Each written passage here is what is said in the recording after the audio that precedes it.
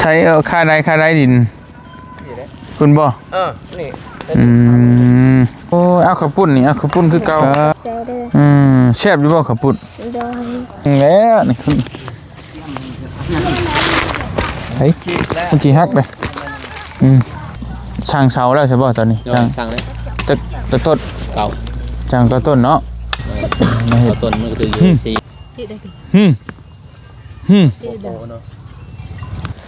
หักใหม่ดิอย่าน้องกี่น้องสลิงไปบอกไปเลยมา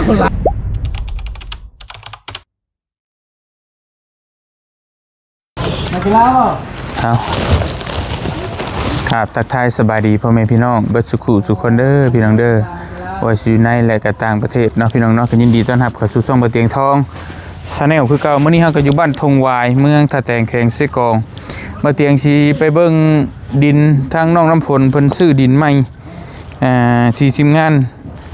จัดการให้มื้อนั้นแหละพี่น้องเอ้ยเฮาสิไปเยี่ยมยามถามข่าวเพิ่นก่อนว่าไปฮอดไสแล้วดำเนินการไปฮอดไสแล้วดินดอนตอนเนี้ยเนาะเป็นทางเอาเบิดระเบิดตุดกาแฟ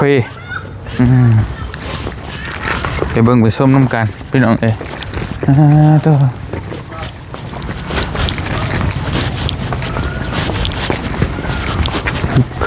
พึบตัวสบายดีพ่อเฒ่าสบายดีโอ้คือแต่งตัวล่อแท้โอ้โธ่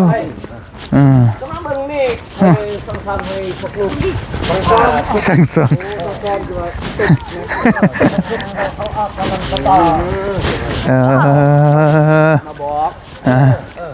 มาบอกมาสอน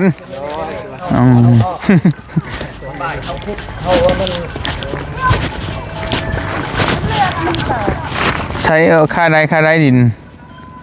คุณบ่นี่ก็เอาออกไปแล้วหนึ่งกาแฟเนาะตัดถิ่มเลยพี่น้องเลยเอารถจกหน่อยเด้งัดคืองัดนั่นมั่นต้นสบายดีเด้อสบายดีล่ะสบายดีโดยเดินนาเบาเตียสบายดีเดินนาเบาเนาะสบายดีเด้อในติดบนทุกทางแล้วก็FCฟังไทยฟังลาวลูกอยู่ในต่างประเทศลูกอยู่ในบ้านเฮาก็สวัสดีสบายดีลูกสกุลคนเด้อโดยเอาต้นกาแฟออกบ่ก็โดยยังไงมักอะไรจะคิดว่าสิปลูกเขื่อนหม่องใดบ่สมมุติว่าเฮาสิปลูกหม่องนี้ปลูกนี้บ่กาวออกแต่หม่องปลูกก็ได้กาแฟนี่ป้าไปก่อนมันปงมาอีกเฮาก็เก็บหมากมันขายได้เด้เนาะสิเป็นหยังเรา20,000โล20,000เด้เพราะว่าเพิ่นจะซื้อแล้วก็ได้เลยเด้บ่จะซื้อได้เด้เฮาก็เก็บเอามันปงมานี่เอาไว้นี่ก่อนก็ได้แล้วจะเอาออกก็ได้เพื่อนนี่จักเม็ดครบอันนั้นลูกเฮ็ดให้จักเม็ดเพื่อนโอ้ย4 คนหาประมาณนี้นะ4 คนหาแม่นมันน้อยพอ4 คนหามันบ่มีเงินนี่แล้วพ่อเฒ่าขอได้ซะเงินอยากได้ใหญ่ๆฮะเอาเงินมาเฮ็ดให้หลานแน่ซั่นช่วยกันได้ติซะพ่อแม่ครับเฒ่าคือกันก็ซอยเพิ่น4-5 ล้านเด่นและคล้ายๆเลิกล้านซอยได้10 ล้านยังว่าช่วยอยู่โพดโพอย่าแล้วค่อยว่าเจ้าดอกอันนี้เฮ็ดป้ามบ่เอาออกบ่ได้ธรรมดานี่เพิ่งจักให้ตีนเฮ็ดเป็นห่างนั่นแหละสำนี้มานี่ก็นี่ก็เอานั่นไว้ก่อนก็ได้ยันว่าเนาะอย่าบ่มีหม่องไว้อีกติไม่ตกเครื่องคองตัดกินตัดจำดินก็ได้บ่พุดก็ได้พุดได้ถอนรากถอนโคนเพื่อสิปลูกไร่มันง่ายๆแล้วนี่ตัดจำดินก็ได้ตัดจำดินกาแฟอันนี้น่ะบ่กาแฟมิกนี่บ่พริกกลาง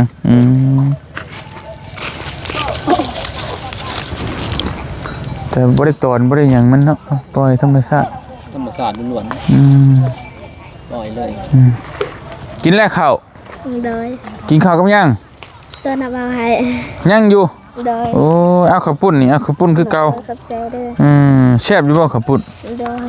กินคู่มื้อก็ยังแซ่บอยู่เนาะ โดย เสียมแล้วเบิ่งหั่นเบิ่งล่ะ บ่อง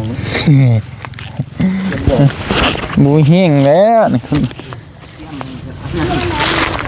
เฮ้ยมันจีฮักเลย บ่หาคุดเลยตีน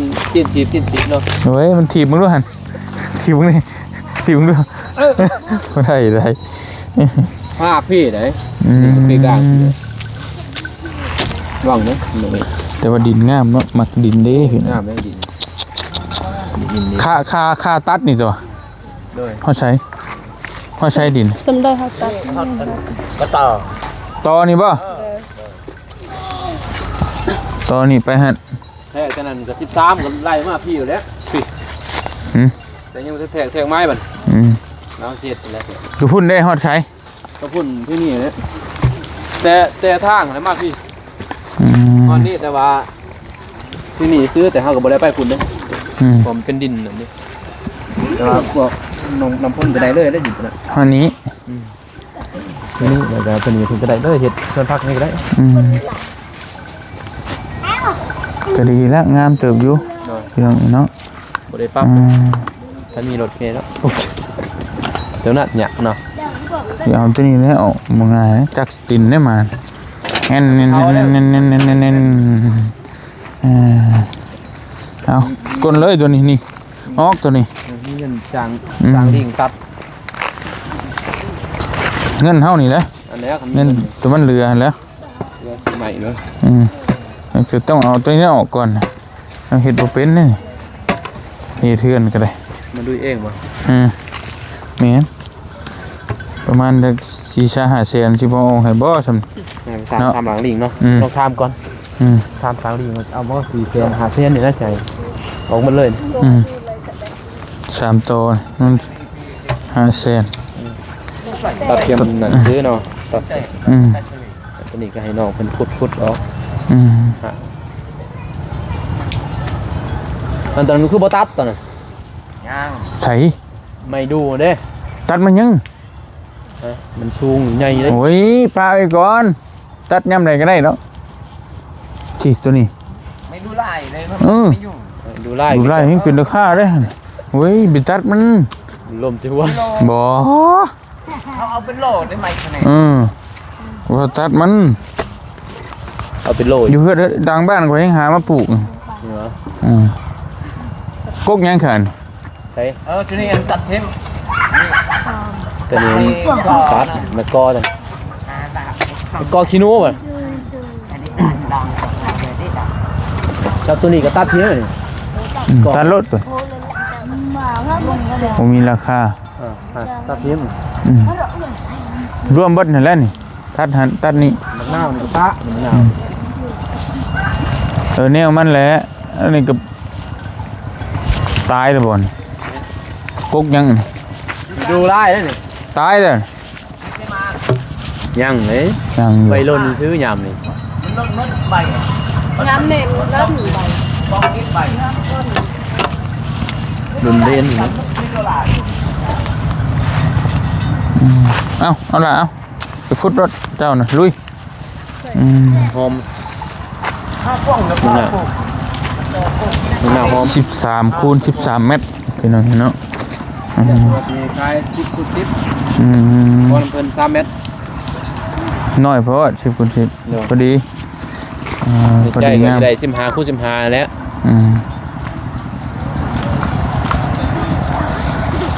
แบบนี้ไปปลูกเคลื่อนอะไรน้อยๆนี่ หน่อย เคลื่อนทึบใส่นี่เคลื่อนคั่วห้องน้ำนั่นนี่ก็เต็มบัดอัดพอดี นี่สั่งอยู่แดงนี่ยังเดือยอยู่ มีซ้ำนี่เอาไว้ขอเอ็มนปรุงขึ้นงาม ตัดกันมีเลื่อยตัดเอาในนี้ตัดเป็นตูดโอ้ปงง่ายงามนะดิน ดินมันงามเนาะ เพราะว่าให้มันคอยมากท่านนี่จะคุณมากมั้งว่าสิเจ็ดใจ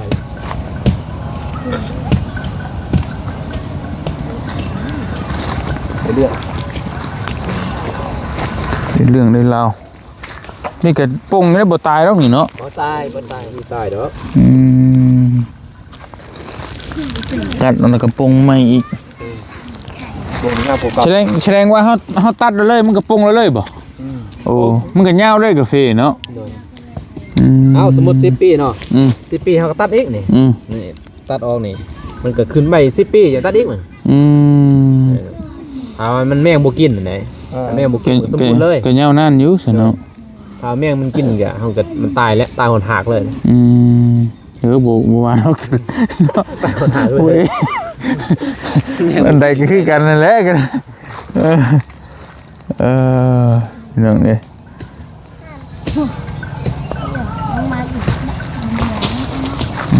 ขุดจังมือนั่นนี่ล่ะฮะบ่ได้นับบ่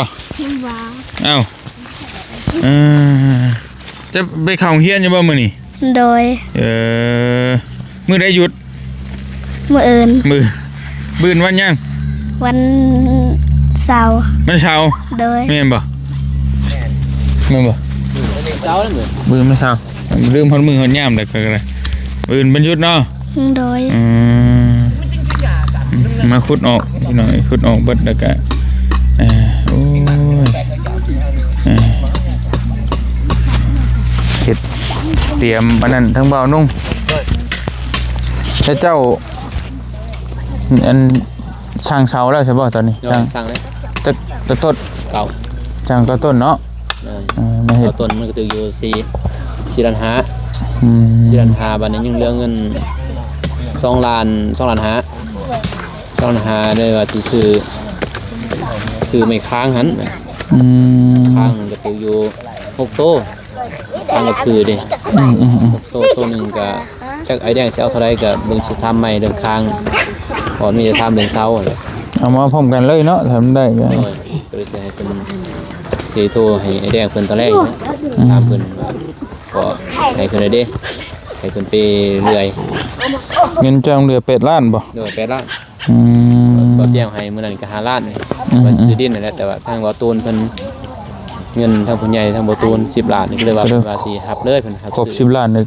จัดเลยเนาะ โดยทางพ่อแม่เพิ่นก็สิรับมาเลยเพิ่นว่าเพิ่นก็ว่านุ่งก็โจไว้ซั่นน่ะเลยว่าสิซื้อเสาเสาไว้ก่อนมีสำใดก็เฮ็ดสำนั้นก่อนหั่น โดย มาไว้แล้วก็จังว่าการอีก นี่นั่นก็ได้เนาะก็เอ้าเฮ้ย เฮ็ดได้เสียบนั่นนี่ มันจะค่อยเป็นค่อยไปเนาะจะว่าเจ้าจะได้เฮือนแบบใด อยากได้หาน เฮือนหาน โดย เฮือนน้องหานนั่นเด้พี่น้องบ่เห็นน่ะจังหน่อยจังไปเบิ่งน้องเพิ่นอยากได้เฮือนแบบนั้นเนาะ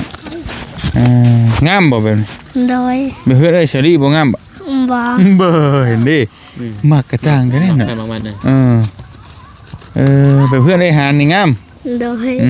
สีได้เอาสีเดียวกันเลยบ่ โดย บ่พี่น้องวางเด้อ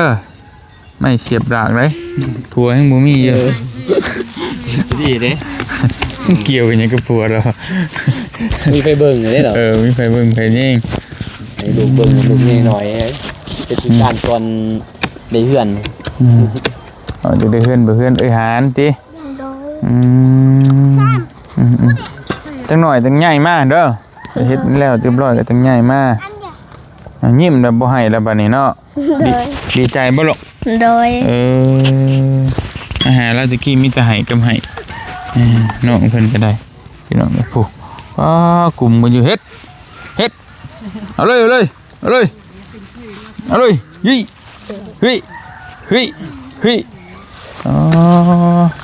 สู่ชีวิตแห้งดิ ไปอยู่มายันบ่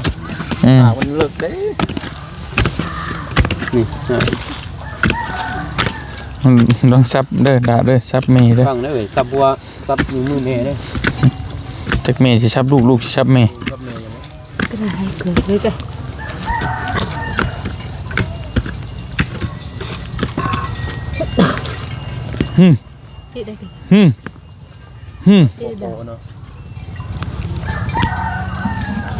วางได้คอย คอยเด้อ ใส่กับขี้ เก่ง โอ้ เหยียบลูกเด้โอ้บ่คักตกเทียมมันนะจีกเลยเทียมเขาคดอยู่ในหัน โอ้เก่งเก่ง เทียมไป อ่า เช้า จกผมมีบ่กระจมนี่มี อันนี้ อันนั้น ต้นกาแฟ มันก็จีกแล้วเขาก็นั้น เบี้ยกาแฟพี่น้องเนาะหอม หอมเนาะหากไหมเด้ อย่าน้องกี่น้องสลิ ไว้บอกไปเลย เอาลายจะมาจะได้ดิเจียม เฉพาะจะงามเนาะ จะไปดมดิ อืม เกิดกับว่าที่ไม่ได้ดม หากไหม ลืมเหรอ ลืมบอกเป็นหากไหมอีกดงมึงเมื่อยเลยไปฉลากกลับไปมันคำนะไปให้บืนจังมาเฮ็ดไหม เกินน้องอยู่นี่คือว่าเวียดส่วนร่วมได้อย่างนี้ห้องน้ำเก่าน้องจะรีได้จ้ะนี่ คอยมื้อเด็กมื้อหน่อยแล้วเอาออกมื้อหน่อยเนาะคอย เราก็ไปเสียเนี่ยซอยมะเท่าตอนแรงจึงมาพี่ บ่ได้อยู่เฮือน ใช่เนี่ยช่วยไม่เท่าเฮือนนะเฮ็ดเอาเลยเอาโอ้เก่งขนาดเธอเลยโอ้กำลังห่าวไปรุ่นกำลังห่าว อื่นมาแต่เด้ออื่นเด้อกำลังหาว สมมาจากได้อยู่อันนี้เอ้า บริเฮียนมือมาแต่เด้อ2คนเหมือนกันครับวางได้พวกส่วนปลาแป้งดมกระต่อบ่ได้เด้อบ่หอมเด้ ฮิ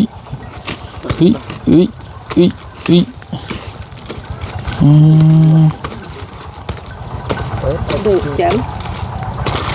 คือเป็นยังไงไก่มาเดียวพี่ เก่งลายไปแล้วว่าเมื่อก็ได้ลูกเด้อเดี๋ยวเจอกันใหม่เด้อสบายดีเด้อโดยที่เมื่อพุ่นกันเพิ่นสิเอาดินมาเฮือนประตูนพี่น้องเอ้ยไปกันเอาออก โอเค ไปกลับกันแล้วปะเท้า โดย โอ้ยโดย ครับเด้อ ไปงามพี่น้องเอ้ย มีไส้ ดินนี่ก็ได้เรื่องนะน้องเพิ่นว่าอยากได้แบบเพื่อนน้องหานเพื่อนน้องหานกะ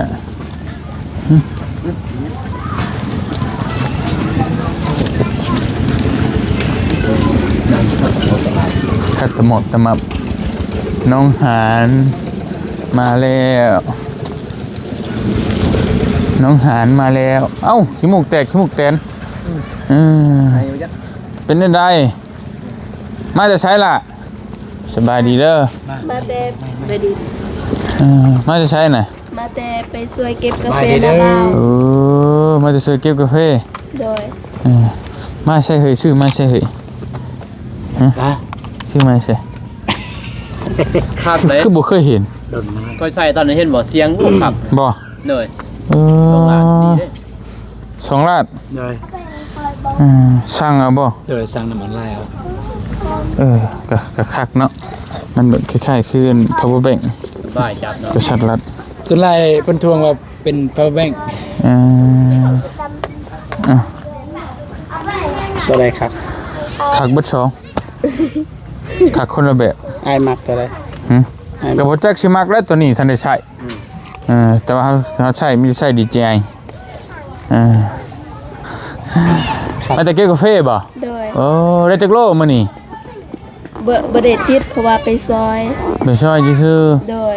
ๆคือดีแท้เนาะไปซอยซื่อๆว่าซั่นไปฉันกินแล้วข้าวน้ำ ยังกำลังมา กำลังมาเอากระปุ้นมาฝากน้องหานก่อนบ่เตียงก็ซื้อแต่กระปุ้นนี่แหละมาฝากน้องเพิ่นมากินอยู่บ่กระปุ้น มา โอเคเอ้าไปพูกันกินเด้อล่ะ เด้อ เป็นน้ำผลในน้องเชอรี่ในน้องทรายนี่